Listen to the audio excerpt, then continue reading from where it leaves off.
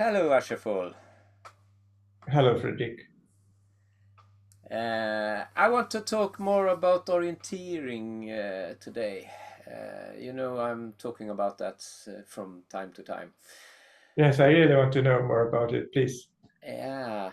Um, and I used to say what I like most of orienteering is kind of the adventure to being out exploring and to it's like treasure hunt when you are searching for the controls. You get a map and you shall find a way by following it.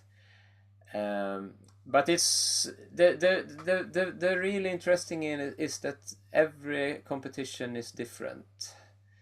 So we are normally on new territories, new maps, especially when you're on a big competition. It's normally a map that has not been used for competitions for many years, and sometimes it's a totally new map that they have created just for this occasion. And it takes quite many hours for the map drawer, or what to call it, the one who makes the map, and then for the course setters, they can be a team doing that. But it's also in a big competition they have worked a lot before, and then you are there and doing it in the competition is held in it's just a few hours, many people running around there.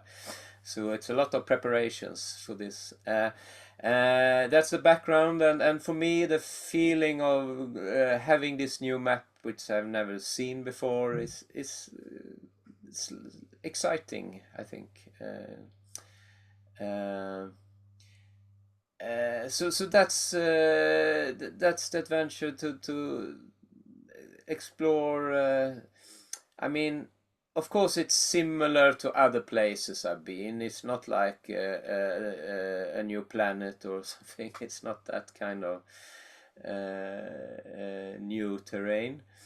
So it's in the finer details, the special with just this area comes.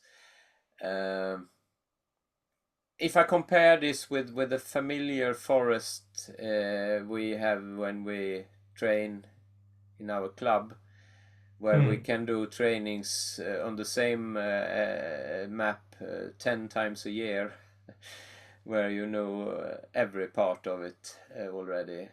But of course, the kids don't know all of it, at least not the youngest. So it's for me about imagine how they appreciate it, how they discover this terrain, of course. But still, I mean, this is the, as I see it, the essence of orienteering. It's to explore new grounds. So you need to be in different places almost all the time to make it to keep it that adventurous. Um, yes, uh, and I mean, uh, I Could you compare. explore a bit more about the adventure aspect, like how it feels and the Yeah, excitement about it? yes. Um, I mean, when you start the competition, if you are doing it in what to call it, the no, not the open class, but the competition really class, then you are not allowed to look at the map before you start. So it's there is this start signal, and then you can look at the map and you can Mm. start run. But of course you must know where to run. You need to take very quick decisions And sometimes it's good to not start that fast. You need to be safe. You need to be careful with your compass, that you are taking the right bearing, the right direction out in the forest. Sometimes you can start to follow a path a while, but then you need to step off the path and just go into the bushes or whatever. Yes. So basically, when you have the map for Yeah. the first time, then you start orienteering, literally. Yes.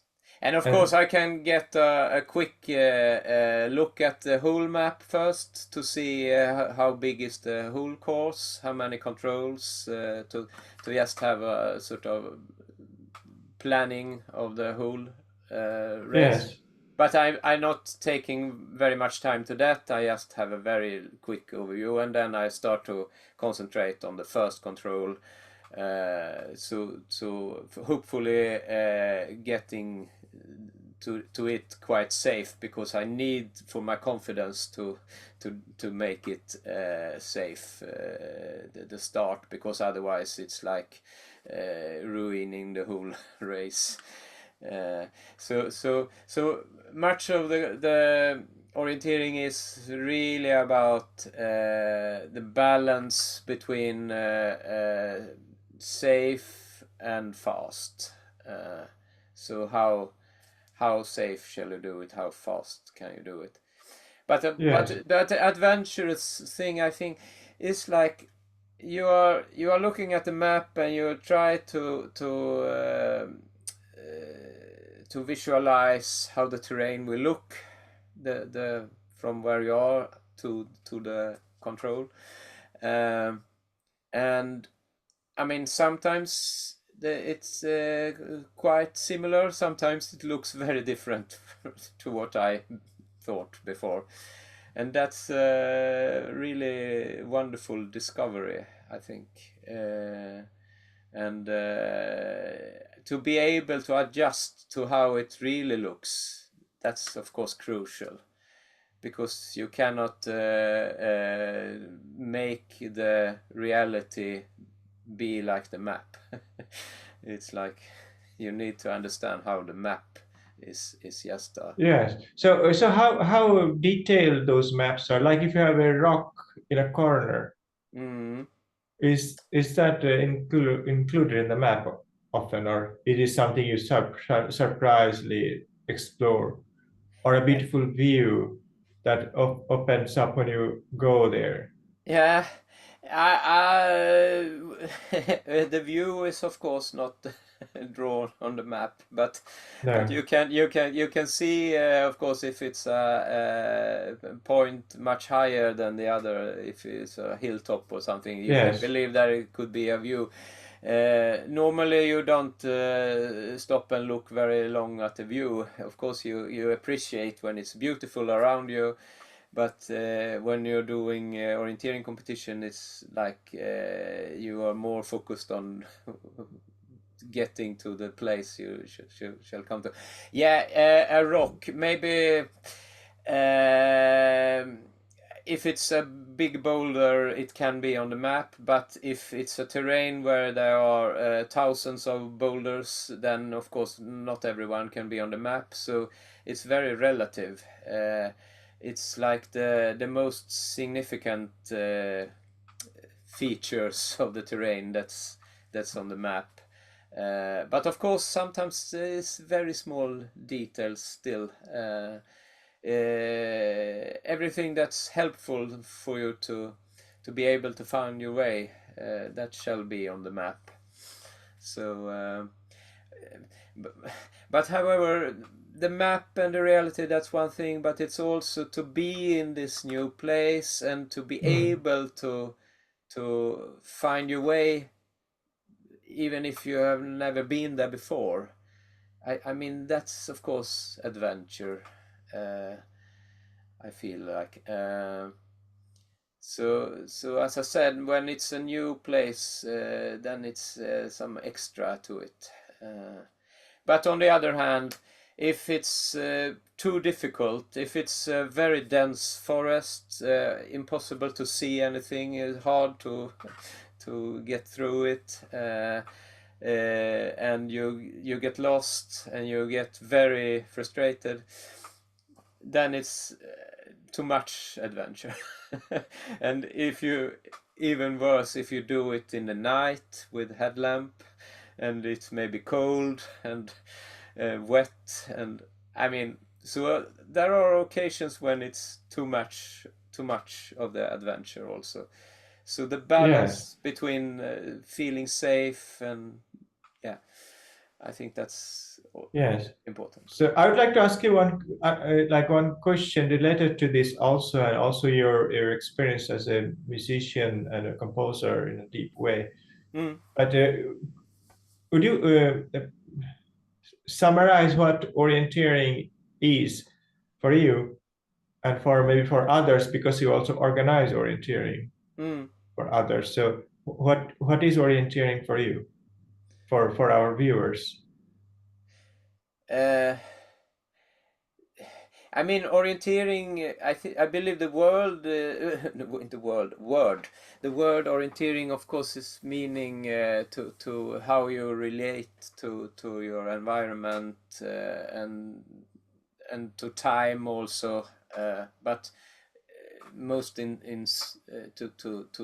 the space around you. When we are talking about the sport of orienteering, but I mean, this ability to find your way with the help of a map is, of course, much more a basic thing than to do the sports of orienteering. To do the sports, I mean, there are different versions of it. The most normal is that you run, but it's also versions with skiing and I mean, cross-country skiing, ski orienteering, and there is also mountain bike orienteering and these kind of versions. So I think the most familiar one is when you're running in the forest, but it's also very common today with sprint orienteering in the city environment. And in these cases, of course, it's about doing this, finding a way very fast. So the fastest is the winner. But you are never allowed to miss any control. So if you miss only one control, then it's disqualified. So it's not. So it's always the most important to find all the controls and then do it as quick as possible. And as a designer who designed the orienteering, as you say, like for big events, they actually work maybe for months to prepare. Yeah. You want to create it like a challenge. It's like problem solving for the runners. And of course, the runners who are really well trained, they appreciate when it's well constructed problems. So they cannot really know before what will come. I mean, for me, it's very much like creating an experience, creating this adventure. So when I set the course, I really try to make it. I mean, it shall be challenging. It shall be good variation in the course. So different kind of problems, different parts of the course. Yes. Yeah. Exactly. Yes. So in many ways, somebody has prepared an experience for many people to come and enjoy that, and also enjoy their own problem solving skills in practice in the space, in nature, and also in the cities nowadays more and more. So I wanted to ask you also about your music experience. Like when you listen to music, do you have parallels in such concepts in that? Yeah, I think to to listen to if let's say a composer which I've never heard anything of before. So if I discover, oh, this composer I want to listen to, and find maybe a quite big work, a symphony or something, and start to listen, it's quite similar to having this map of the terrain which I've never been to before. Could you tell us more about that? Yeah, I mean, it's entering a new world. I mean, it's related to what I've heard before. Normally, it's not like there are not many composers that are creating music that are totally unrelated to other music. So of course they are belonging to the tradition and the history. Uh, so, but still, it's a new world, and if it's a really interesting one, then it's a bit challenging. I mean, I'm entering to this new world, and I need to explore it to I would say understand it, but it's not only a mental understand; it's also emotionally understand to get what's communicated with this music. And sometimes it's quite challenging the first time and the second time, and it depends on how challenging. But then of course if I listen many times, and I like to do that with that kind of music, then I become a bit safer and start to recognize and it feels good, I think, to get to know it and to start to understand it. Yes. But of course, if I listen too much to it, or composers which I have listened a bit too much to, then sometimes it gets boring. But I wouldn't blame the composer for that. It's more like my behavior. If I've listened too much to something, then of course it's the risk of that I get bored of that. But it can also be that I'm not curious enough. I'm not searching for new details or something. Because if you're really focusing on something special, then it's possible to break this boredom, I think. Yes, now I can see the parallels. Like if you have a known forest that you run go orienteering many times, then you have seen most of it, possibly. Mm. And then you have this new place when you go and somebody else prepared Yeah. a map for you. I maybe you can relate if I try to make a comparison with mathematics. I mean, if you are solving the same problems many times, or very similar problems, after a while it's not that interesting, I believe. You need a new kind of problems. Sometimes you need a new challenge. Now I want to solve this, which I've Yes, never. yes, totally. Yeah, exactly. Yes, and also in mathematics and other research fields. And of course, that's how the research field is also developed that way. That is also rewarded. Yes.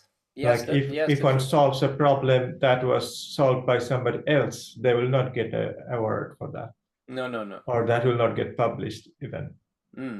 So one needs to. That's the whole structure of it. That you need to find something new, either a new knowledge or a new way of solving it. Yeah. Yes. Yeah, I mean, that's what you can hear on the news, this groundbreaking discoveries like that. If we talk about most people's normal life, it's maybe not that they are making these groundbreaking discoveries, but I think a portion of exploring new grounds. It's not like no one else has explored it, but for you, new grounds for you. I mean, to explore that, I think that's almost Yes, necessary. and that is when, of course, it comes this personal new Mm, and collective new. mm, Like when you talked about composition also, yes. that when you compose, that new actually can be not your, it can be a personal new, Yeah. but since you are so informed about the composition world, Mm. that this new will actually be a new for the world. That's how I see it. Yeah, and of course, not everything new is really useful or helpful. So yeah, I mean, uh, okay, that's maybe very subjective what's useful or in music, but still, I mean, you want to discover the new, but it shall also be maybe safe, maybe working, maybe of a certain quality. This kind, so not totally random new things are are good, but yeah, you. I think you get what I mean. Uh,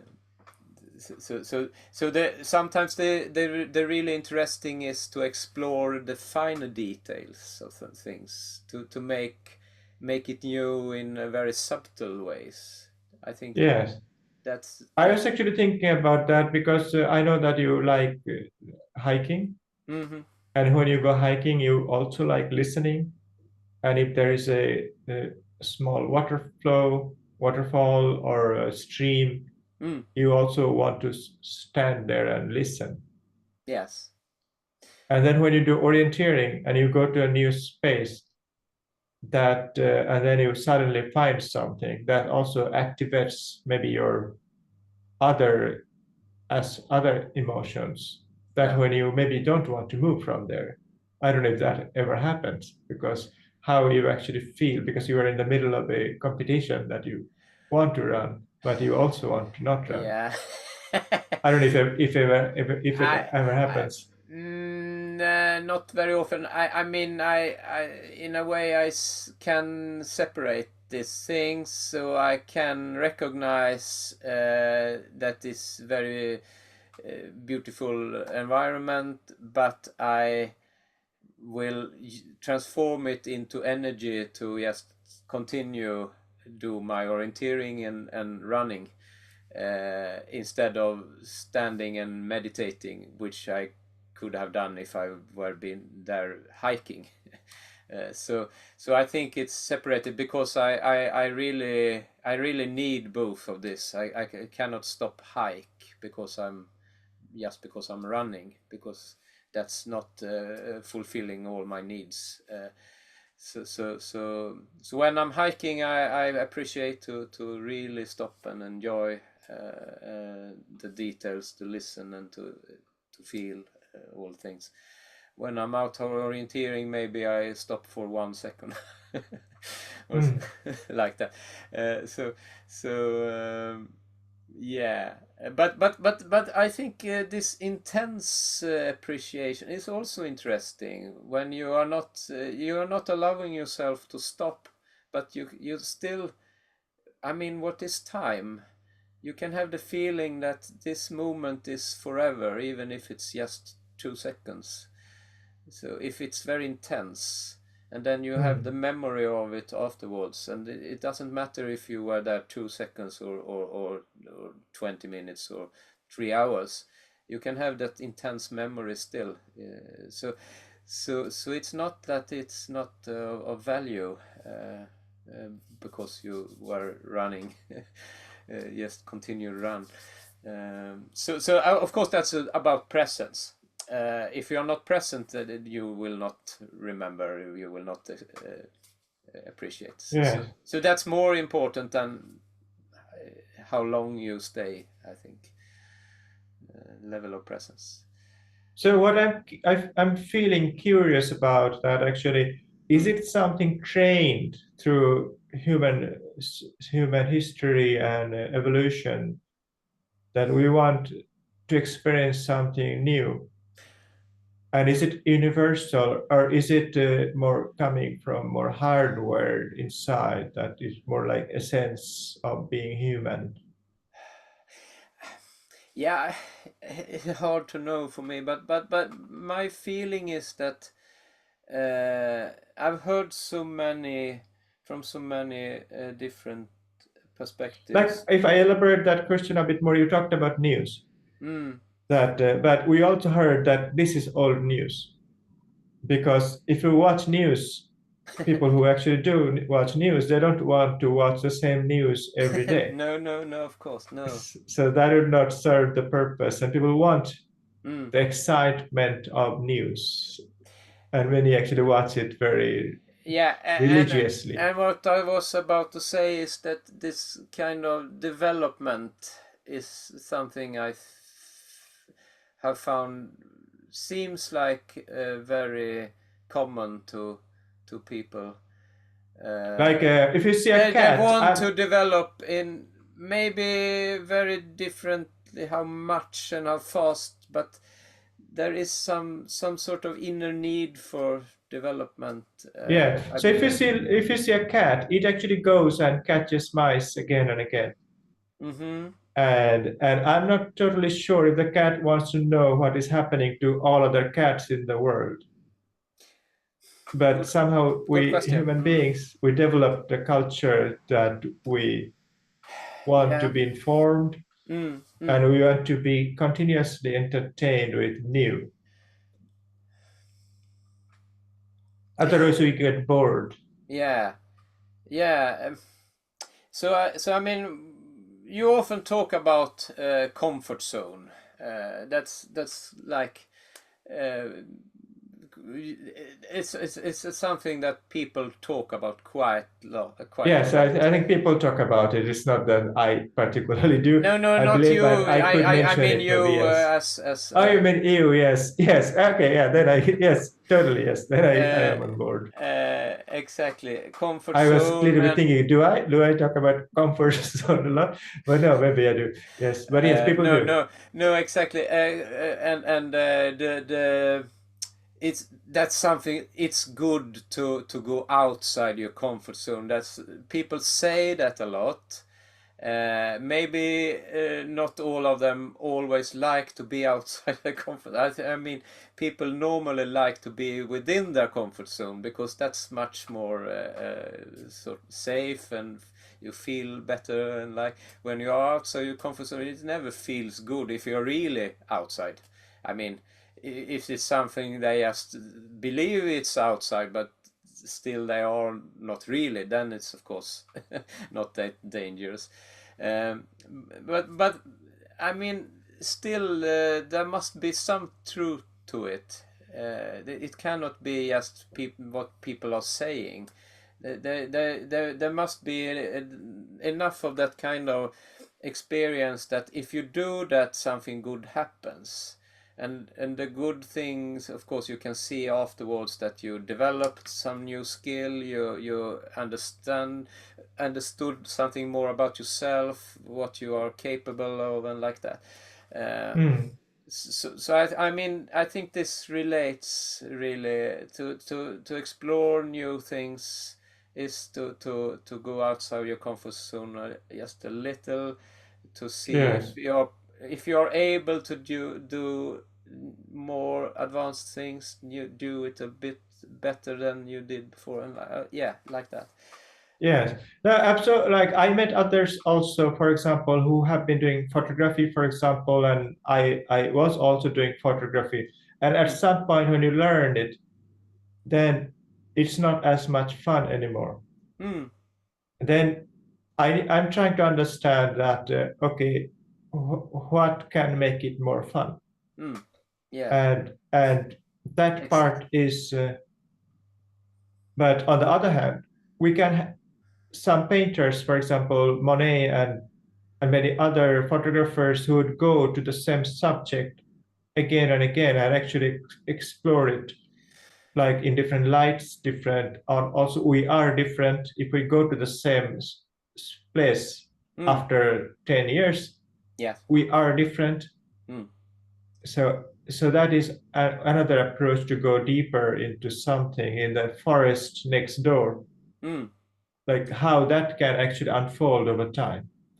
definitely. Yes. So that is, of course, another deeper possibility to unfold that. And And but this, I also think the level, if you are going to teach someone else about it, then you can see new perspectives on it. yes, and also, of course, when you look at somebody who is taking risk Mm, in business or in research or in music mm, creation, for somebody who hasn't practiced anything that seriously, because now we are talking about the elites yeah, in yeah. these sectors, the so-called elites who are really the top of their game or top of their performance.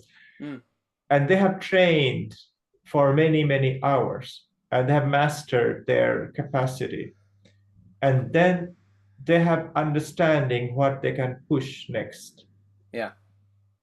But if somebody in an average situation who hasn't practiced certain craft for that long and that seriously and that Mm, well trained, it can actually be confusing what it means to go out of comfort zone.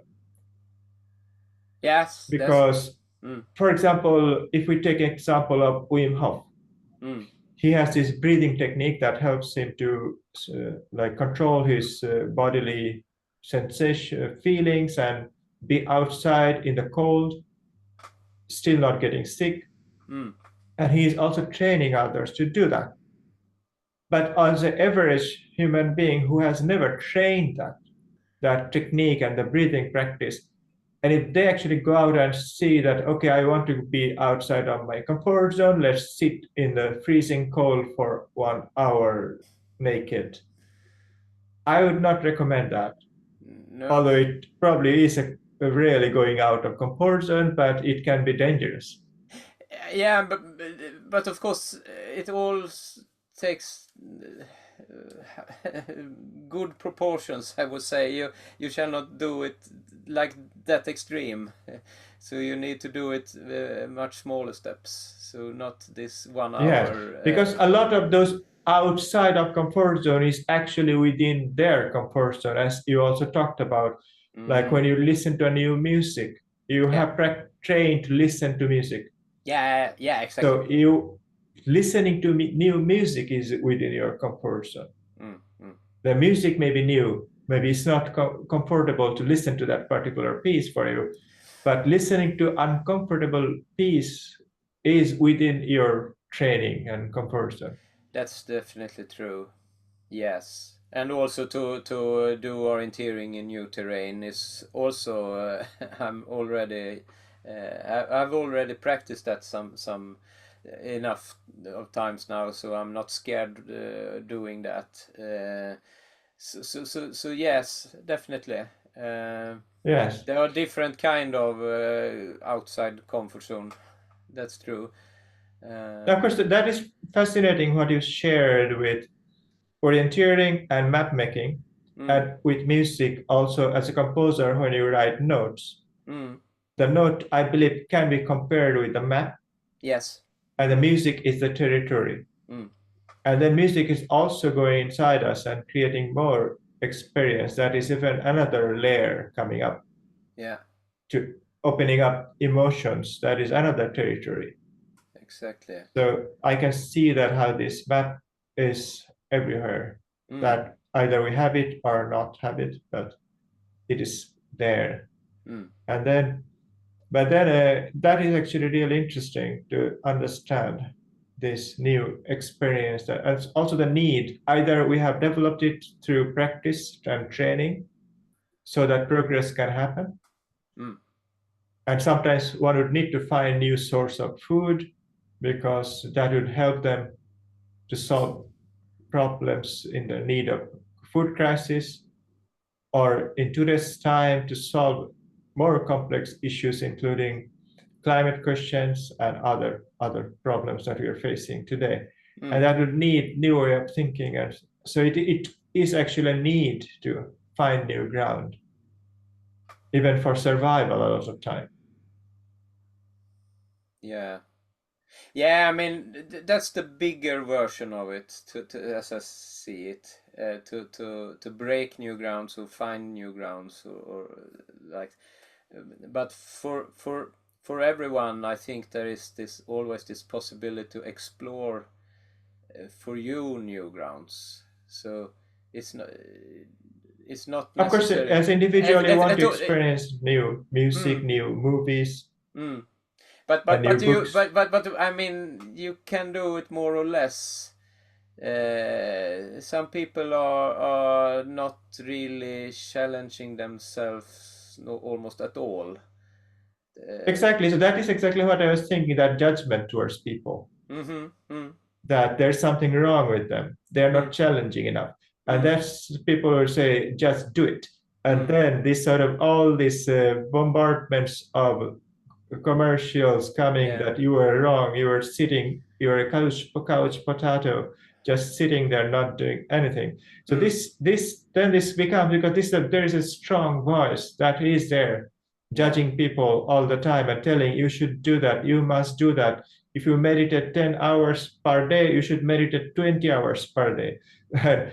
Little bit like there is a strong force in that yeah. direction. No, you should really push, and maybe you should meditate 30 hours per. Of course that would not be possible, but like, Yeah. so meditate until you drop. But I'm not really sure if that is actually improving the quality of life for people. Now you make it sound that extreme, I believe, but I think the crucial is to get to know yourself and your own wishes, because that's it's not about what other judge about you, but to listen to yourself, to what you really want to do, Yes, and what's how do you important to separate you. the other judgments and your own voice? I don't know how to, of course. I mean, that's not very easy. It's quite often I think I mix them up. That I believe that this is what I want, and but it could be that I've heard it So from I can give others. you example of this startup scene. Mm-hmm. They say that 95% of startups fail. Yeah. And they also don't often talk about many of the big giant companies. They actually started with a backing of a lot of money Mm-hmm. and connection Mm, to support them. mm, But they actually ask people to go and try and fail. So they actually, it seems like it can be a trap to make people work hours and hours and put effort actually without getting paid. yeah. And some of them will go bankruptcy.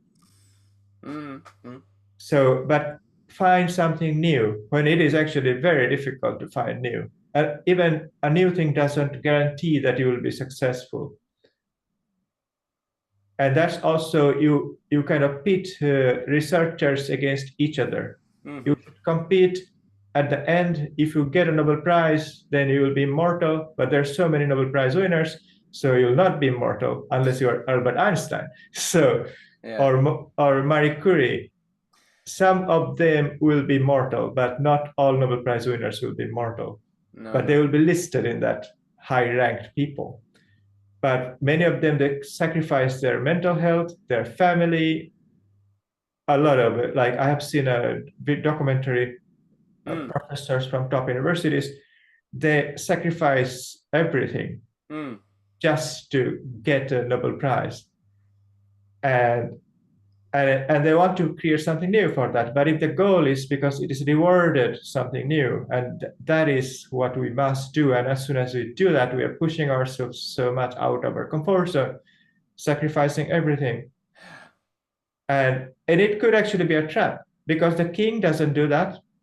King doesn't try to break new ground. King doesn't need to. no. King actually doesn't sell anything. Uh, Like I saw the king in the British king. He is a painter, mm, but they're not allowed to sell things. So mm, they would not be selling things. mm, So they don't need to earn money by doing that. But if you think about a poor painter, they don't mm. have that luxury. Like you just sit down and paint. You are No. not even allowed to sell it. You just get paid somehow in a magical way. It comes. You don't even know how the money will come. So this could be an old trap that was created, that king doesn't need to run fast. King doesn't need to climb fast.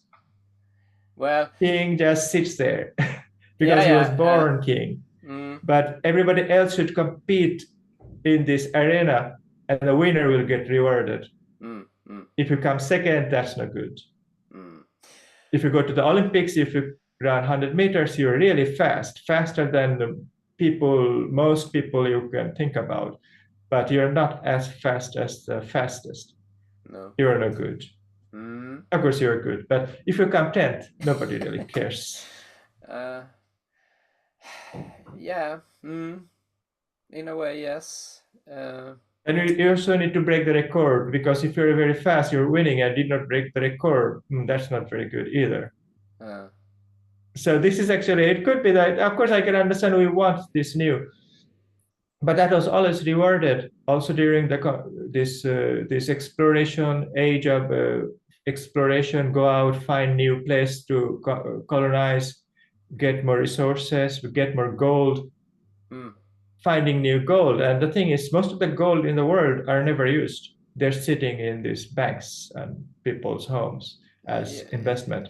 So we don't have use of gold. But some days ago, I was in this AI conference in Stockholm, and they were saying that AI is the new gold. What is the gold? But the thing is, if AI is gold, it will just sit in people's home. We have no use of it. Yeah, exactly.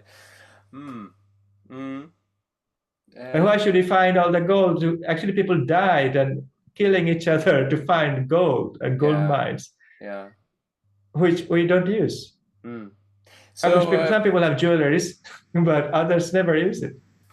So now I feel very confused. I think it is confusing, but I can understand that. I mean, in the total also about this, as you say, it's very easy that you come to the point that you No, I'm not actually judge discrediting people for not doing new things and like. So I'm not discrediting anything. I think it's human nature to expand, but that expansion can happen in different ways. Because some can be that it's a natural unfolding of the self, and then others could be that this natural interest to unfold, we control that, like the society controls that, because that would help the king to expand their territory. And if they say that you should fight with each other, and the winner will become the general, and then my general will go and conquer the next city and take it for us.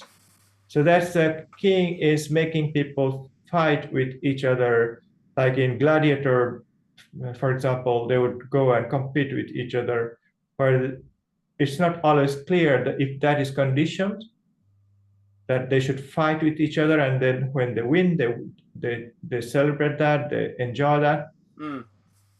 Or is it because they are actually trapped in that space? They're slaves who cannot go out, and the only thing they can enjoy is fighting with each other and winning, and also exploring how to develop their physique and mental capacity more and more. So if they were left in the open space, because I met people who are who are bodybuilders, who are really training, but they're also exploring poetry and also exploring music and different cultural exploration and different meditative exploration. So they have done that. But if they were slaves in a middle age, probably they wouldn't have that time, because they will be sent to the arena. So for their survival, they need to win. And I see more and more in modern society, I kind of start to feel that, is it how it is happening? Like, you should go become a startup, you should have high ambition and think the CEOs and the startup successful people are the heroes of today. And then you go and compete with each other, and 5% of you will survive, and very, very tiny fraction of you will actually do very well. That's why they call them unicorn. That is rare as unicorn. Yeah, okay. And then say, no, you should try to become a unicorn. And 99.9999% of you will fail. Yeah. But that doesn't matter. We don't care for you. We only care for the winners. And then if you fail, it doesn't matter. You should go and work for a unicorn company. Yeah. If you're lucky enough. Yeah. And companies like Ericsson and many other companies, they're hiring people and then they're firing a lot of people. Not only Ericsson, there's so many other companies. Google does that. Top companies, they do it routinely. And the top ones will stay, the rest. So you need to be creative. You need to be successful. It's not enough like there is no guarantee your livelihood and your comfort that you have today will be there tomorrow. No, exactly. So either you're the top winner, otherwise you are kind of in danger. That's actually a little bit like, also we don't create a space where creatives can actually enjoy themselves more and actually be creative. Like we make them compete. If you're two singers singing, definitely. So yeah. Who is the best singer in this world today? And this sort of questions. And we don't say that if you are a creative person, you want to create, that unfolds the nature, the human nature, that they need to be supported. Like we talk about Albert Einstein a lot. I think we did talk about him also, and people talk about him that he's so talented and the smartest people ever lived. But the thing is, he was struggling to get a job. Yeah. Then he becomes successful as a scientist and a physicist, and then now he is the best example. And so goes for Van Gogh, and so many other examples. As soon as somebody is very successful, we try to explain why this happened. But until that point, that person is not supported at all. That's really true. Yeah. I've seen, I've heard that kind of stories. So when you shared your, I think there is a natural essence, because Albert Einstein did not need to write papers when he was working in that office. So there's something that was unfolding from within. I think that is a very good example. That's why he is so celebrated. One part could be that it was actually natural human unfolding. What is more essential human nature, not because he was part of an elite academic group who would be doing the next groundbreaking research. And he was the most successful in that as well. So this is actually interesting. Yeah. That how much we are being controlled by the society's need to progress. Yeah. And progress towards what? Like adding more gold to the bank, and which we will never use. No. Or actually having some progress that brings more of the experience that you actually talk about. That somebody created a map that others come and enjoy. So they don't create a map and hide it in their bank account. So they share with others. Yeah. Exactly. Thank you very much for bringing this bigger perspective to this, because I can feel that I started with just my sort of personal experience of doing these things, and then when I tried to relate it to the bigger context, then I got lost a bit, but I think you make me understand this bigger perspective better when explaining. But for you, being a composer, how you see it, I mean, of course. But for you as a composer, when you create this new, that you had a premiere some weeks ago, that you created something over 5 years, I believe, or some years at least. Then you created something new for people to come and experience. And that is also new for you, I would believe, and also new for the world, because you are informed about the practice and the history of composition. And So I believe that your personal is also your personal can sometimes be new for, like, your personal new in some areas can be new for many others. But it's interesting to relate this to the sort of competition you talked about, because I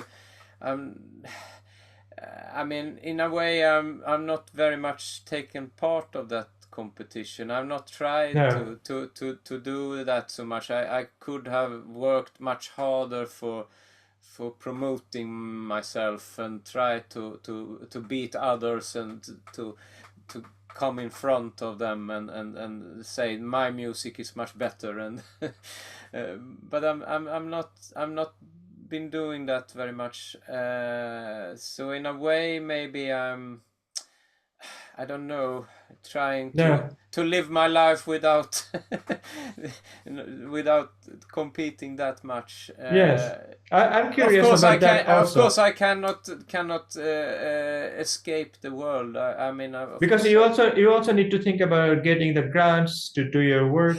Yeah, all this. So there is a forceful competition that. Yeah. And of course, in a way, I want to just flee away from that. I would like to be on another planet or something where you don't need to compete. Yes, in a way. Some of the folk musicians. Some of the folk musicians I know about in the world who were actually not very rich at all, and they contributed heavily, like a really good way into music. And they were not applying for grants and such, but they did good job, and nothing were forcing them to actually create that amount of music contribution to the world. So I believe that there is a truth in that. It seems possible that we have a human unfolding that wants to unfold, but on the other hand, society controls us in a way that actually can sometimes limit that even more than actually stopping that unfolding by forcing us to break new ground in a space that we are not interested in sometimes. So it is a complex situation, I would think, but I believe that it's not totally that everything is controlled by the society. So I think that can be something to be conscious about more and more, that which part am I doing because I was conditioned to become that, or what could be that my natural interest. Yeah, I mean, in a way, the society is a sum of all the people within it, I believe. So if individuals find new ways, of course it's possible to develop the society. It's not like no, I understand that, but the thing is, we also talked about the king, and this is not, when we talk about king today, Sweden has a king, England, Britain has a king, but they are not as powerful anymore. But there was a time when they were really, really powerful, and they and people around them, they shaped a lot of our society that we have today. So we may think that we are free and we are deciding together because of democracy, but the democracy was built on top of a structure that was not a democracy.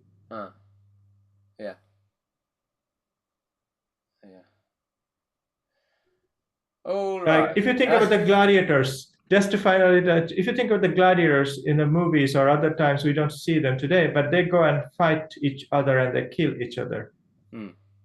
And they also take the risk to go out of their comfort zone, to take a risk that they will be killed. Yeah. One may think that, oh, that's so glorious. But would they do that if they were free in their natural environment, in a small village with a nice, harmonious family? Would they still want to go and do that competition? That is not totally clear to me, and it seems like it's very unlikely. Because not everybody who is strong will go and beat other people up.